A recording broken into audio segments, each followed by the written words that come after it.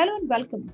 For Her is an initiative by ICICIdirect that focuses on how women are taking charge of their financial well-being. In this series today, I have a very special guest with me, Mrs. Suneeta Reddy, Managing Director, Apollo Group.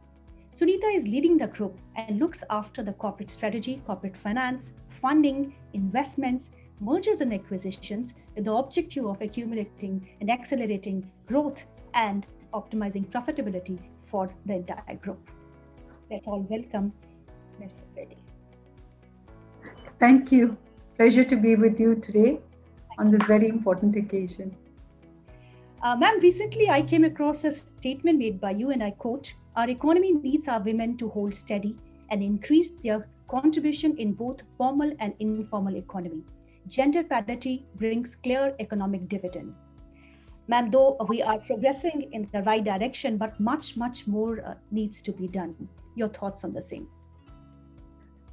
My thoughts are actually are led by facts. I believe that there was a McKinsey report that quoted that if we increase the women's participation in the workforce by 10%, we could see a 700 billion uptick in our GDP, which is about a 1.4% improvement in GDP. And you know, the times that we are leading now, 1.4% is a meaningful figure, and I truly believe that we should therefore encourage women. And if you look at the global figure, it would be something like 2.9 trillion to the world GDP, to the world GDP. Financial independence can empower a women like nothing. But if we talk about the Indian women, 70 and 80% of the Indian women do not think financial independence is really important, and this comes in their list as a last priority. So how do we change this kind of a thinking? What steps needs to be taken? I think the first and most important one is education, because when you are educated, you learn to understand the importance of what how everything in your life has an impact on how you lead your life. So definitely one is education. The second thing is that once you've had the education, if you look at all our systems, I hate to say this, but as women, we come from a time when there was a dowry, and the men's the bridegroom's family was given a dowry, and the women were not even allowed to ask, what did you do with my dowry? So the second is that people have to take responsibility for what how they contribute. And once you realize that you're a meaningful contributor to the family, I think you recognize that financial independence is good. The third, of course, is it's definitely a way to set an example for the next generation, because when you are financially independent, you help the next generation become financially independent, whether it's a boy or a girl. Very true. How important is it for women to lift each other up, and what does that mean for you? Of course, it's very important for women to lift each other up. I think we come from a place where we're far more compassionate, and I hope that's true. But I think in our workplace, healthcare is dominated by women. So we actually have the ability to interact with women, and we do find that they're far more compassionate. Second, that they have the ability to pick up any skill. So they have, whether it's finance or nursing or becoming a doctor, women have that skill. So I think we have the ability to recognize as leaders, we know the journey we've been through, and we have the ability to recognize these traits and encourage people to become leaders, because we know what it takes. First, they need to be, that education is very important.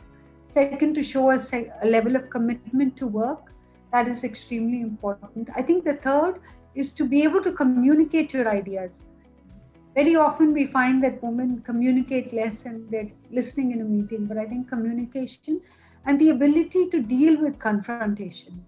So this is what I would focus on. How do you deal with confrontation? Because sometimes you have a male boss who says, okay, you have to do this, and women are non-confrontational, but I think they have to learn to deal with that.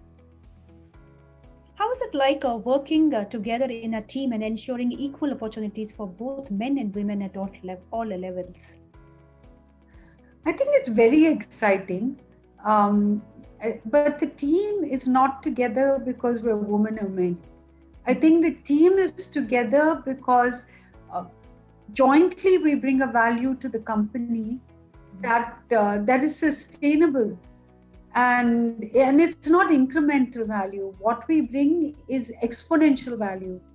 And when you recognize that you're able to bring exponential value, you work together as a team. But I must say the ingredients of working together are, it's very important that one, that we trust each other. Second, that we deliver on the performance. So, I mean, there's no success without people collaborating with trust.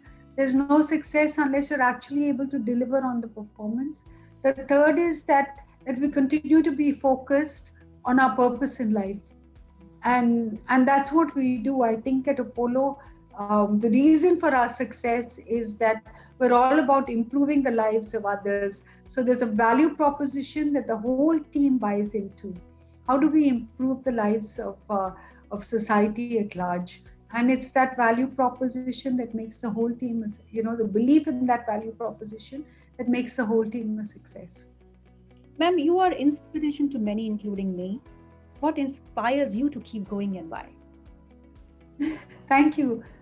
What inspires me, I just really recently did a program with the Venerable Tenzin Priyadashini on really what are the things that are on ethics and governance, and the fact that he got AI, that he grew up. As an 8-year-old, he went to he became a Buddhist monk, and then he went to MIT. There was so much learning in that. The one thing that I learned that was very important is that we need to go beyond ourselves, and we have the ability to do so. Unless we continue to compete with our everyday goals in a meaningful way, not to cause too much disruption, but really I push myself every day. I chart out what are my goals, what am I going to be doing today, and I see that, and I'm inspired by the kindness of people like Dalai Lama. I'm inspired by the left brain, right brain thinking of Leonardo da Vinci. I'm inspired by the chess people, Boris Spassky, Magnus Carlsen, the ability to think beyond the present into the future. And that's really what inspires me. I'm always looking for what's going to happen in the future and how I'm going to make that future happen. Ma'am, my last question would be on International Women's Day. What is the most important message you want to send across to the young women who want to start their own business and be successful entrepreneurs? I think all of these, put together are messages on how to be a successful entrepreneur. But I suppose key is, yes, first remember that any business is about creating value, not just for yourself, but for the person that you're dealing with in business. So if you're building a car, well, make sure that the person who's the consumer gets value. If you're delivering a medical service, you have to create value. So value creation for me is number one. Second, do it in a sustainable way. It should be ethical, and it should have governance. And once you do that, you'll find that your life is so much easier. The third is, you have to be able to cultivate that trust, and you have to be able to, when you're creating a team, you should always be able to say, I'm there for you. So that really drives success. So be that confident person that can be both a leader and a team player. It's very important. And like I always say, just go beyond your limitations, because you will find you will get there. It's only the mind that limits you. And when you do so, you think with your mind, but act from your heart. Very true. Thank you, ma'am, for your time. It was a pleasure speaking with you, ma'am.